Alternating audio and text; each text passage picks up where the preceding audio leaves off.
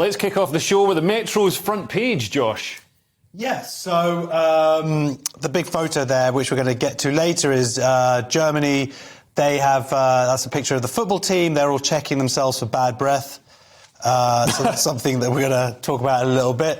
And but the big story here is all about, the headline doesn't really make sense. Referendum, Indy, bin. That's a terrible headline for what actually the story is. I don't get it. It's in the bin. In the bin. Yeah, but Indy bin. All right, then it's pretty good.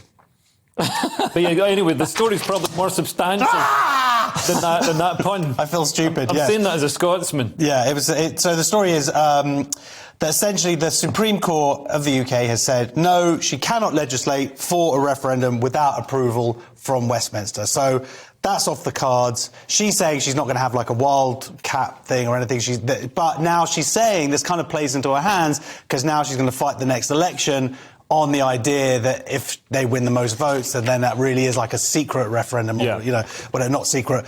And as opposed to trying to run the country well. Yeah, which devolution was supposed to, have the idea. Sort of satellite parliaments that dealt with local issues and the sort of nuts and bolts things. Instead, it's created this horrible monster that fights back against Westminster, drains it for all the cash and resources it can, and just as a single issue, independence that it keeps banging. I mean, the last independence referendum was supposed to be a once-in-a-generation vote, and that was 8 years ago. I mean, I know Scottish people don't live that long, but that's not a generation. Generations are inflating, Leo. They're much shorter now. It's They're grandkids now. Yeah, the Supreme Court didn't accept it was only advisory. That was the caveat they were going for, which was obviously nonsense. And you think normal people would just move on at this point, but no, Sturgeon said, no, this is a whole mandate to run exclusively on this. Because then, of course, if she gets a majority, she can say, see, people want independence. So she's never going to stop. Nothing's going to stop her, ever.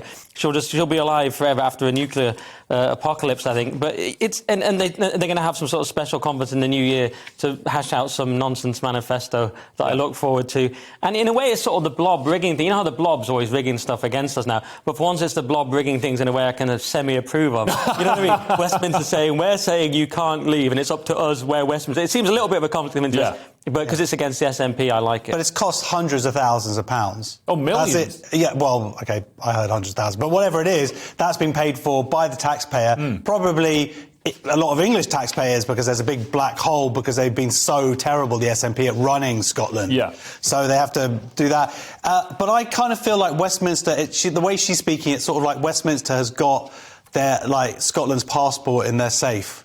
And we're trapping them from going on holiday. Yeah. Essentially. And yeah, one of the things that annoys me about it is that Scots who live in England don't get to vote, or wouldn't get to vote in a referendum, so people like me. So any Scot that's sort of You're left... Scottish? I'm Scottish. Any Scot that's left Scotland and met English people and realised they're not actually quite as bad as Scottish people say, we're the ones who are most informed. We should get to Basically, I've convinced you that English people are great, just knowing me. That's what you're saying. Yeah, you're basically not that English. You're like from Cumbria, which is more. We're going to devolve next year in a referendum on that. I don't think Cumbrians could actually devolve any further.